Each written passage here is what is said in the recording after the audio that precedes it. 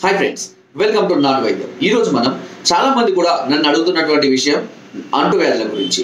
చాలా మంది ఈ అంటువ్యాధుల యొక్క పరిస్థితి ఎలా ఉంటుంది అని, ఇవి ఎలా వ్యాపిస్తాయి అని, ఈ ఒకవేళ వ్యాపిస్తే వీటికి సరైనటువంటి ట్రీట్మెంట్ ఉంటుందా, ఎంతకాలం వాడాలి, దీని సమస్యల గురించి తెలియజేయమని చాలా మంది కూడా నన్ను అడుగుతున్నారండి. సహజంగా చాలా మంది కూడా ఈ సమస్యతో బాధపడుతున్న వాళ్ళు కూడా లేకపోలేదు. ఇలాంటి సమస్యలు వచ్చిన వాళ్ళు ఎక్కడ చెప్పుకోవాలి, ఎవరికి చెప్పుకోవాలి ఏమో తెలియక చాలా మంది కూడా మదన పడుతూ ఉంటారు. సో దీనివల్ల చాలా మంది స్ట్రగుల్ అవుతున్న వాళ్ళు కూడా ఉన్నారు. సో ముందుగా ఈ వైరస్ ఎలా వ్యాప్తి చెందుతుంది అంటే, ముఖ్యంగా చెప్పాలంటే బయట పరాయి స్త్రీలతో కానీ లేదా వేశ్యలతో కానీ దతిలో పార్టిసిపేట్ చేయడం వల్ల ఈ అంటువ్యాధులు, వీటిని మనం సుఖ వ్యాధులు అని కూడా పిలుస్తూ ఉంటాము.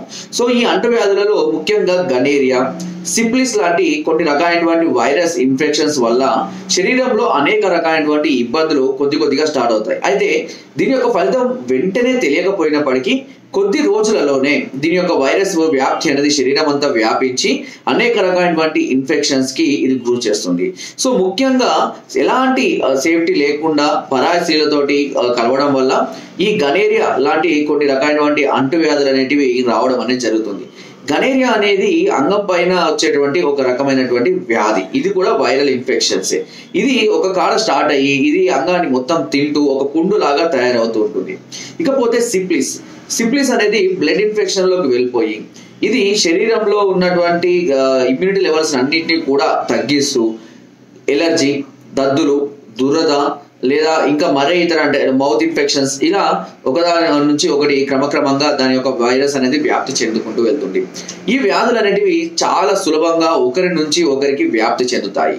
సిప్లిస్ లాంటి వ్యాధులు అయితే కేవలము అంటే చిన్నపిల్లలు కొంతమంది లిప్ కిస్ ఇస్తూ ఉంటారు.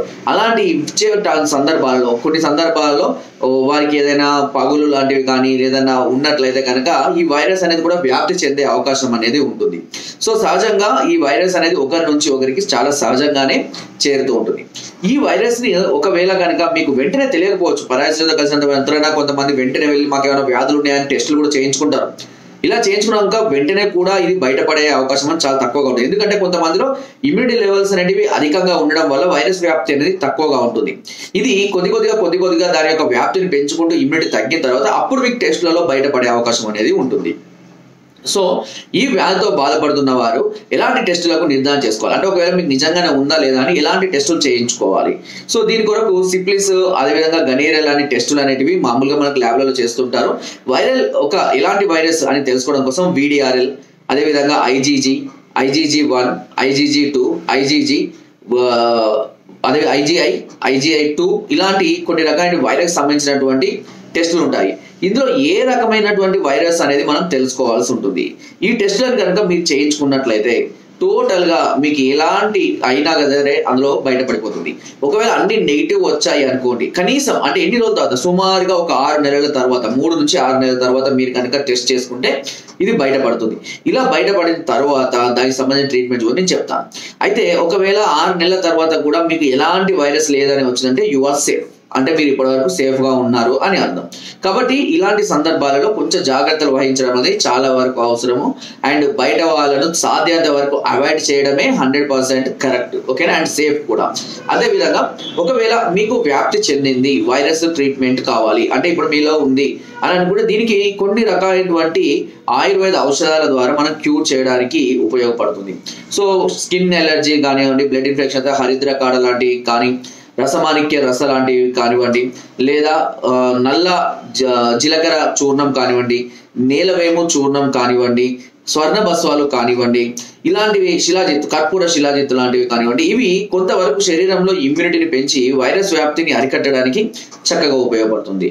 కొన్ని రకాలైనటువంటి మాత్రలు కూడా ఉంటాయి. ఈ RH కాంపౌండ్ అని కానివ్వండి, గనోరా అని లాంటివి కానివ్వండి, ఇలాంటి కొన్ని రకాలైనటువంటి మాత్రలను కూడా క్రమం తప్పకుండా వాడుకుంటూ శరీరం యొక్క ఇమ్యూనిటీ లెవెల్స్ ని పెంచుకుంటుండాలి. అయితే ఎలాంటి వైరస్ కి ఎలాంటి మాత్రలు వాడాలని ఖచ్చితంగా మీరు వైద్యుల పర్యవేక్షణలోనే తెలుసుకోవాల్సి ఉంటుంది.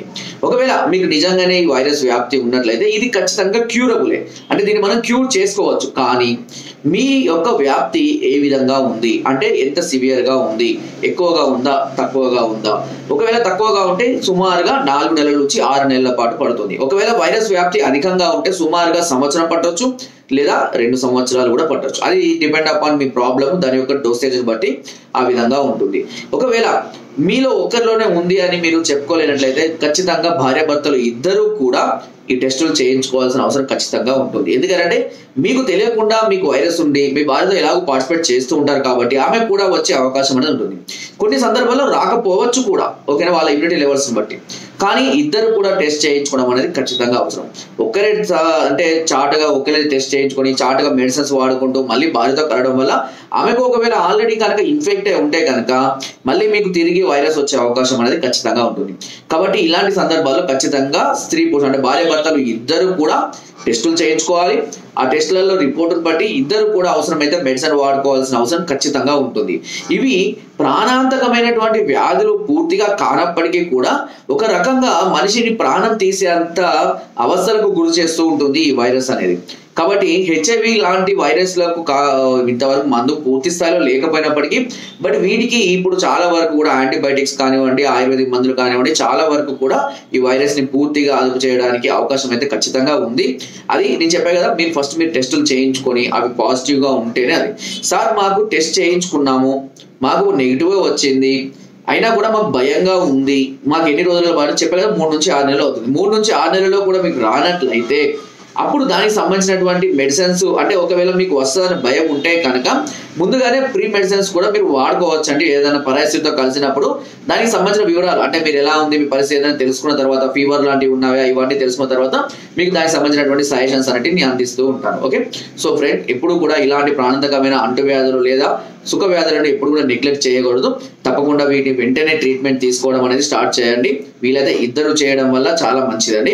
అండ్ నా వీడియో కనుక మీకు నచ్చినట్లయితే లైక్ చేయండి, షేర్ చేయండి అండ్ సబ్స్క్రైబ్ చేయడం మాత్రం అస్సలు మర్చిపోవద్దు. చాలా మంది చూస్తున్నారు బట్ సబ్స్క్రైబ్ చేయాలండి. అందరూ సబ్స్క్రైబ్ చేసుకోండి. కింద డిస్క్రిప్షన్ మన గ్రూప్ లింక్ ఉంది, లింక్ ద్వారా జాయిన్ అవ్వండి. మరెన్నో అద్భుతమైన చిట్కాలని అందులో ఎప్పటికప్పుడు పంపిస్తూనే ఉంటాను. నా వీడియో కనుక మీకు నచ్చితే తప్పకుండా లైక్ చేయండి. అండ్ మీకు ఎలాంటి సమస్యలతో బాధపడుతున్నా, ఎలాంటి ప్రాబ్లమ్స్ ఉన్నా నన్ను సంప్రదించవచ్చు. కింద కొంత నెంబర్స్ కి ఫోన్ చేయండి లేదా కింద డిస్క్రిప్షన్ అడ్రస్ నేరుగా కూడా వచ్చి సంప్రదించి మీ సమస్యలకు పరిష్కారాన్ని పొందవచ్చు. Thank you.